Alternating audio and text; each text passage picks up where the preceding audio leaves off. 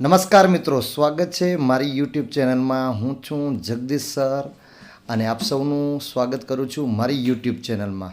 મિત્રો, તારીખ 18/1/2025ના શનિવારના રોજ લેવાયેલ જવાહર નવોદય વિદ્યાલય પ્રવેશ પરીક્ષા 2025નું આજના વિડીયોમાં હું ભાષા વિભાગ એટલે ફકરા વિભાગનું સોલ્યુશન આપવા જઈ રહ્યો છું. તો આ વિડીયોને છેલ્લે સુધી જોજો, જેથી કરીને તમને સાચા જવાબોનું ખબર પડે. ચાલો મિત્રો, વધુ વાત ન કરતા આ વિડીયોને છેલ્લે સુધી જોજો, જેથી કરીને તમને ફકરા વિભાગ એટલે ભાષા વિભાગના બધા પ્રશ્નોના વિગતવાર સમજૂતી સાથે હું જવાબો આપીશ. ચાલો મિત્રો, શરૂઆત કરીએ. વિદ્યાર્થી મિત્રો, જવાહર નવોદય વિદ્યાલય પ્રવેશ પરીક્ષાના પ્રશ્નપત્રોના સેટ અલગ અલગ હોય છે. એટલે ABCD સેટ અલગ અલગ હોય, પણ પ્રશ્ન એક જ હોય, એ જ હોય છે. માત્ર પ્રશ્ન નંબર અલગ હોય છે. એટલે તમે જે તે તમારી પાસે સેટ હોય એમાં પ્રશ્ન છે ને એ જ હશે. માની લો કે જે પણ ફકરો છે કે જે પણ ગણિતના પ્રશ્નો છે એ ખાલી ક્રમ અલગ અલગ હશે. એટલે આ સેટ ડીનું પ્રશ્નપત્ર છે હું સોલ્વ કરું છું. તો સૌથી પહેલાં આપણે ફકરાનું વાંચન કરીશું, ત્યારબાદ આપણે એના જવાબો મેળવીશું. તો સૌથી પહેલાં હું વાંચન કરીશ ફકરાનું. પુસ્તકો માનવ પ્રત્યેના સર્વાધિક સમય સુધી રહેવાવાળું કૃતિ ઉત્પાદન છે.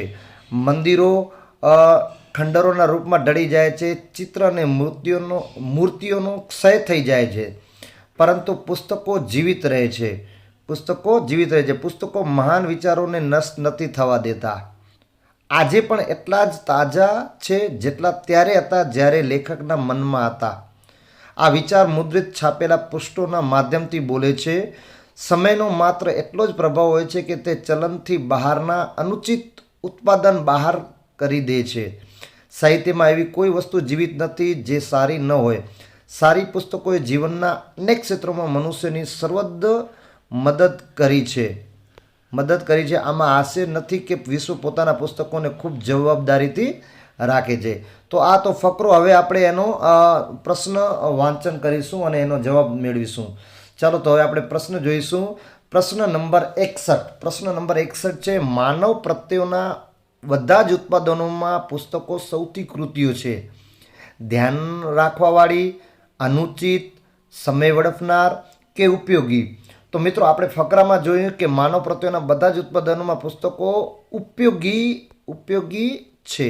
એટલે આનો જવાબ આવશે ડી, ઉપયોગી. પ્રશ્ન નંબર 61નો જવાબ આવશે ઉપયોગી. બરાબર. ચાલો, નેક્સ્ટ પ્રશ્ન જોઈએ. 62.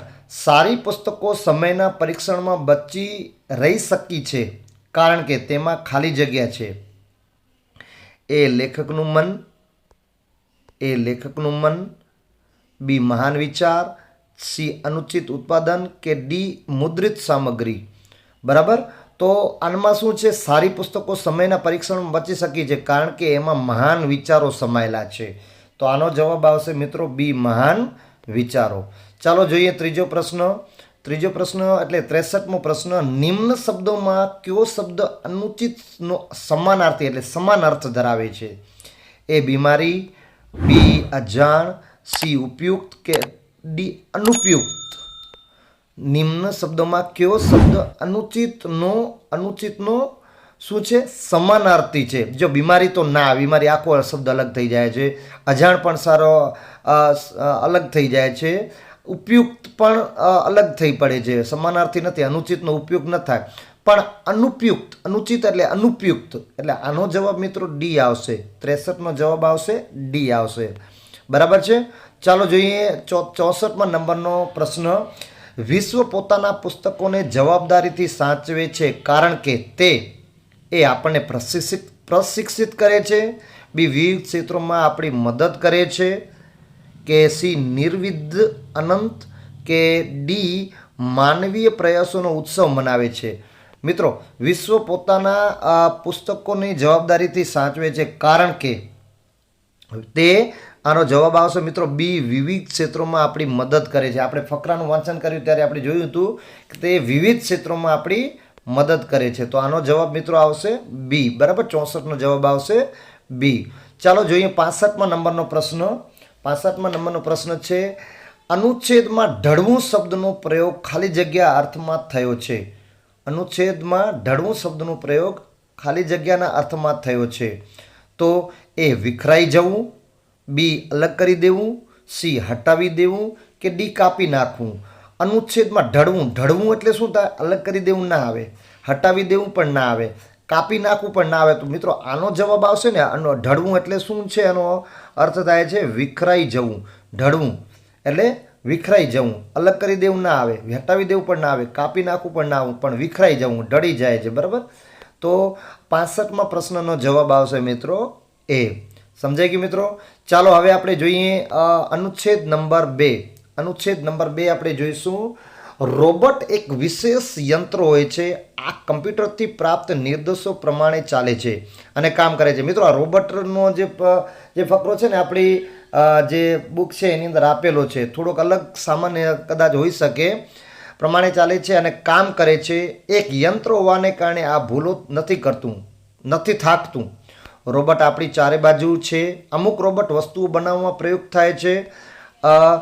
અને ઉદાહરણ સ્વરૂપ રોબોટ કારો ગાડીઓ બનાવવામાં મદદ કરી શકે છે. અમુક રોબોટ ખતરનાક સ્થળોની શોધખોધમાં કાર્યમાં કામ થાય છે, જેમ કે જ્વાળામુખી. અમુક રોબોટ ઘરની સાફ સફાઈ કરવામાં મદદ કરે છે. અમુક રોબોટ શબ્દોની પણ ઓળખ કરી શકે છે. તે ટેલિફોન કોલના પ્રત્યુત્તર આપવામાં પણ મદદ કરી શકે છે. અમુક રોબોટ માનવ જેવું પણ દેખાય છે. વધુ પડતા રોબોટ મશીનો જેવો જ દેખાય છે. બરાબર છે. તો આ તો રોબોટ વિશે. ચાલો હવે આપણે પ્રશ્નના જવાબ શોધીએ. તો 65 સુધી આપણે જોઈ લીધો. 66મા નંબરનો પ્રશ્ન, થાકનો સમાનાર્થી. થાક લાગવું. મિત્રો આ તો બહુ સરળ છે એકદમ. થાક એટલે એ સંશોધન, બી થાકેલું, સી નિર્વાત, કે ડી ખતરનાક. તો મિત્રો આનો જવાબ આવશે થાક એટલે અહીંયા બી ચોખ્ખું દર્શાવેલું છે, થાકેલું કે ઘસાઈ ગયેલું. થાકનો સમાનાર્થી શું થશે? થાકેલું કે ઘસાઈ ગયેલું. તો આનો જવાબ આવશે બી, થાકેલું કે ઘસાઈ ગયેલું. બરાબર. ચાલો નેક્સ્ટ પ્રશ્ન જોઈએ. 67. રોબોટ ભૂલો નથી કરતું કારણ કે તે યંત્ર છે, કમ્પ્યુટર દ્વારા આપેલ નિર્દેશોનું પાલન કરે છે, માણસ જેવું દેખાય છે, કે થાકેલું નથી દેખાતું. રોબોટ ભૂલ નથી કરતું કારણ કે તે. તો મિત્રો અહીંયા ચોખ્ખો પ્રશ્ન છે અને એનો જવાબ આપણે તમને સરળતાથી મળી શકે. એ યંત્ર છે. એ યંત્ર છે. બરાબર ને? તે યંત્ર છે. એ આનો જવાબ આવશે એ યંત્ર છે. ચાલો જોઈએ નેક્સ્ટ પ્રશ્ન. નેક્સ્ટ પ્રશ્ન જોઈએ 68મો પ્રશ્ન. અનુચ્છેદ પ્રમાણે નિમ્નલિખિતમાંથી કયા કાર્ય માટે રોબોટનો ઉપયોગ નથી થતો? આપણે કયા કાર્ય માટે નથી થતો? ઘરની સાફ સફાઈ માટે થાય છે, એ થાય છે, એ નહીં આવે. ટેલિફોનના પ્રત્યુત્તર માટે, એમાં પણ થાય છે. કાર બનાવવા માટે કે બાળકોને ભણાવવા માટે? કાર બનાવવા માટે પણ ઉપયોગ થાય છે, પણ બાળકોને ભણાવવા માટે હજી સુધી રોબોટનો ઉપયોગ નથી થયો. કદાચ ભવિષ્યમાં થઈ શકે. તો આનો જવાબ આવશે મિત્રો ડી, બાળકોને ભણાવવા માટે. બરાબર છે. ચાલો જોઈએ નેક્સ્ટ 69મો પ્રશ્ન. નિમ્ન લખેલ શબ્દોમાંથી કયો શબ્દ ખતરનાકનો વિપરીત છે? ખતરનાકનો વિપરીત એટલે ઓપોઝિટ, વિરુદ્ધાર્થી શબ્દ છે. ખતરનાકનો વિરુદ્ધાર્થી શબ્દ શું થાય? એ સંશોધન, બી સુરક્ષિત, સી થાકેલું, કે ડી ઓળખ. તો મિત્રો આમાં તમારે વિચારવાનું કે આનો ખતરનાક, ખતરનાક એટલે બી સુરક્ષિત આનો વિરુદ્ધાર્થી શબ્દ છે. વિપરીત એટલે વિરુદ્ધાર્થી. સુરક્ષિત, ખતરનાક તો બી સુરક્ષિત. સુરક્ષિત છે અથવા એનો ઓપોઝિટ થાય ખતરનાક. બરાબર. આનો જવાબ આવશે મિત્રો બી આવશે. ચાલો જોઈએ 70મા નંબરનો પ્રશ્ન. રોબોટના વિષયમાં નિમ્ન લખેલ કથનોમાંથી કયું સાચું નથી?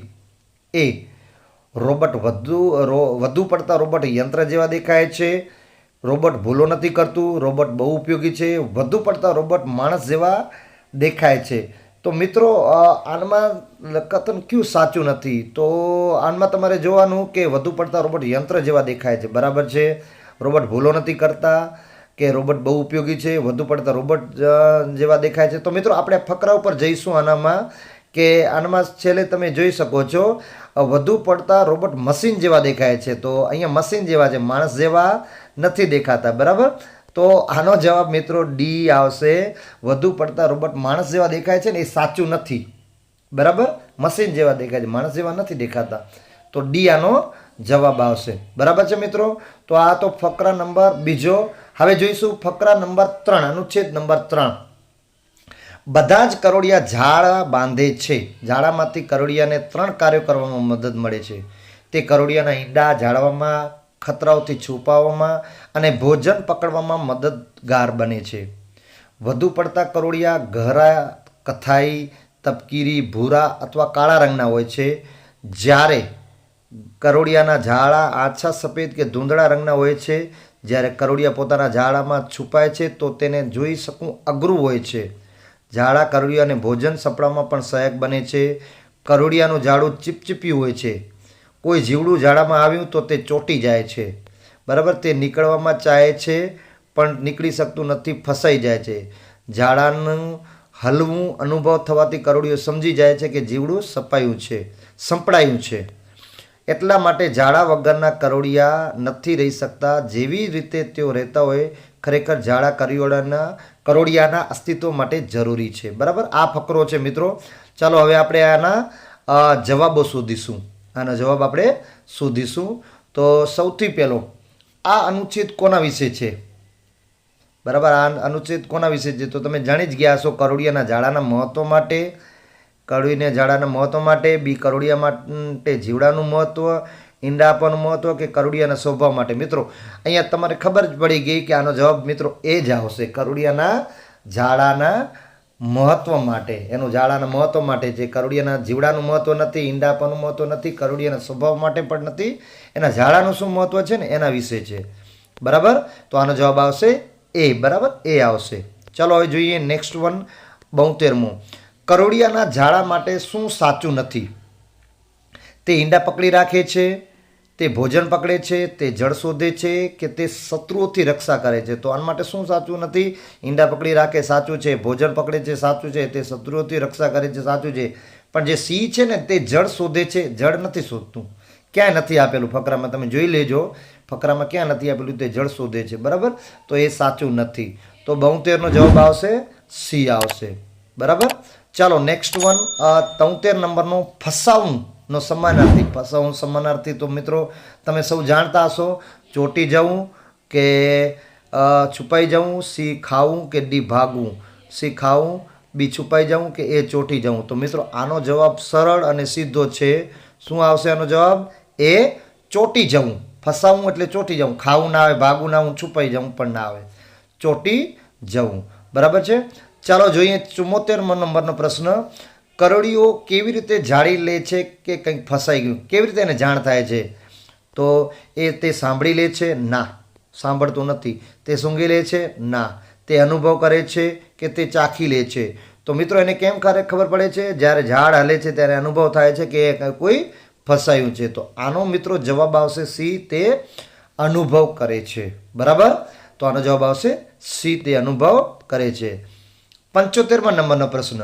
અનુચ્છેદના છેલ્લા વાક્યમાં પ્રયુક્ત એટલે ઉપયોગ, અસ્તિત્વ શબ્દોનો ભાવ ખાલી જગ્યામાં છે. અસ્તિત્વ તો શું છે? અસ્તિત્વનો ભાવ શું છે? જીવતા રહેવું કે છુપાઈ જવું, ઝડપાઈ જવું કે સુરક્ષા? ના, અસ્તિત્વનો ભાવ અહીંયા જીવતા રહેવું છે. હયાત આપણે ગુજરાતીમાં કહીએ ને, હયાત છે, અસ્તિત્વ છે, તો જીવતો છે, એનું અસ્તિત્વ છે. તો આનો જવાબ મિત્રો આવશે એ જીવતા રહેવું. બરાબર છે. તો મિત્રો આ થઈ ગયો અનુચ્છેદ નંબર 3. હવે આપણે જોઈશું અનુચ્છેદ નંબર 4. સોનેરી બાજને વધુ પડતા પોતાના ભૂરા પગ અને સોનેરી પાંખોને કારણે સરળતાથી ઓળખી શકાય છે. યુવા પક્ષીઓમાં માદા નરના સમાન જ હોય છે, પરંતુ વારંવાર મોટા આકારમાં હોય છે. આ વૈભવશાળી પ્રાણી ઉત્તરી ગોળાર્ધના ખુલ્લા ક્ષેત્રોમાં પોતાનું ઘર બનાવે છે. તે વૃક્ષો પર સીધા ભેખડ એટલે ખડકની દિવાલો પર પોતાનો માળો બનાવે છે, જેમાં તેને ઘાત લગાડવા માટે વધુ સ્થાન મળે છે. સોનેરી બાજ બહુ ઊંચે ઉડવામાં દક્ષ હોય છે.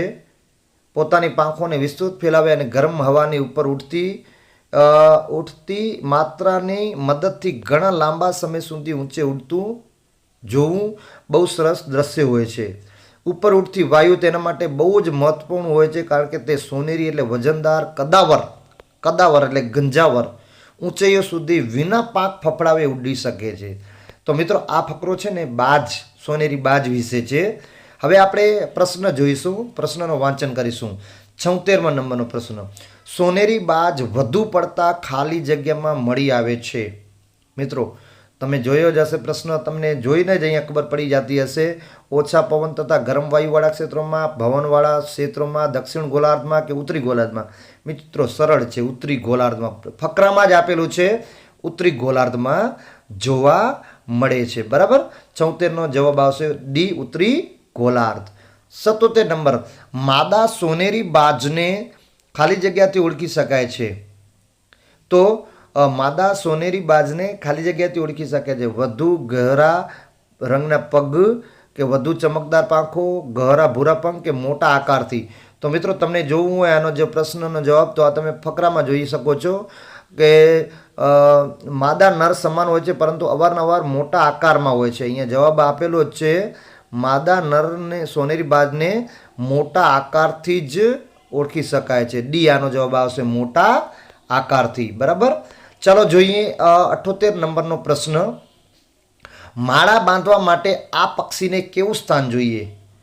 ખુલ્લું ક્ષેત્ર, બી વનસ્પતિ રહિત ક્ષેત્ર, કે સી વિશાળ ઊંચાઈ, કે ડી ભવનોવાળું ખુલ્લું ક્ષેત્ર? 78 નંબરનો પ્રશ્ન.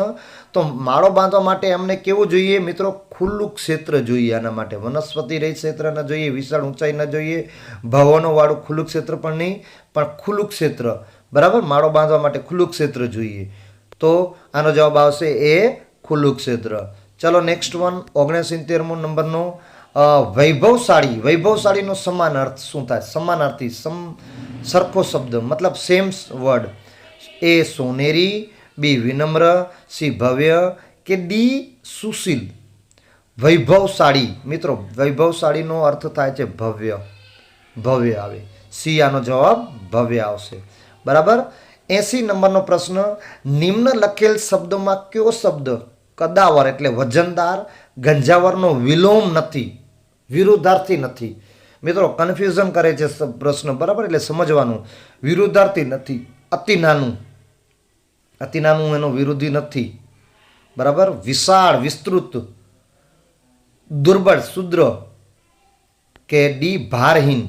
તો મિત્રો કદાવરનો વિલોમ નથી શું છે? કદાવરનો વિલોમ વિશાળ નથી, કારણ કે કદાવર એટલે કદાવરનો મિનિંગ જ વિશાળ, વિસ્તૃત થાય. એ સમાનાર્થી છે, વિલોમ નથી. બાકી અતિ નાનું એનો વિરોધી થાય, દુર્બળ એનો વિરોધ થઈ શકે, ભારહીન પણ એનો કદાચ વિરોધી થઈ શકે, પણ જે વિશાળ છે ને, વિસ્તૃત, એ એનો વિરોધ નથી. વિલોમ, વિલોમ એટલે વિરોધાર્થી શબ્દ નથી. તો આનો જવાબ આવશે મિત્રો બી, વિશાળ, વિસ્તૃત. બરાબર છે મિત્રો? તો આશા રાખો મિત્રો, જે ફકરા વિભાગ એટલે ભાષા વિભાગના 4 ફકરાના આપણે જવાબ શોધ્યા. જો તમને જો જવાબ તમારા સાચા પડ્યા હોય, કેટલા સાચા પડ્યા છે કમેન્ટમાં મને જરૂર જણાવજો.